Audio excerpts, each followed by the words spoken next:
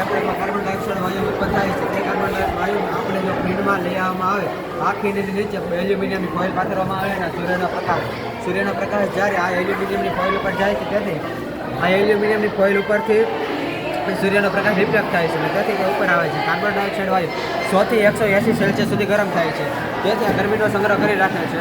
અને આ એલ્યુમિનિયમની પાઇપો છે, આ પાઇપો જેમાં તેલ ભરેલું છે, તેથી તેનું આ પંપ દ્વારા તેનું પરિભ્રમણ થાય છે અને બોઇલરમાં જાય છે. બોઇલરમાં પાણી ભરેલું છે, આ પાણીની વરાળ બને છે, તેથી પાઇપ ગરમ છે, તેથી આ પાણી વરાળ બને છે. આ વરાળ ટર્બાઇનને ફેરવે છે, આ ટર્બાઇનને ફેરવે છે. ટર્બાઇન દ્વારા જે વિદ્યુત ઉત્પન્ન થાય છે તેના ઘરોમાં, ફેક્ટરીઓમાં અને ખેતરોમાં ઉપયોગ કરી શકીએ છીએ. ખેતરોમાં હાલની તકે 7 કલાક વિદ્યુત આપવામાં આવે છે. જો આ પ્રોજેક્ટ સ્થાપવામાં આવે તો આપણે ખેતરોમાં 24 કલાક વિદ્યુત આપી શકીએ છીએ. જો આ પ્રોજેક્ટ સ્થાપવામાં આવે તો ખેતરોને પાકમાં પણ કૃષિ આગળ વધી શકે છે અને ગ્રીન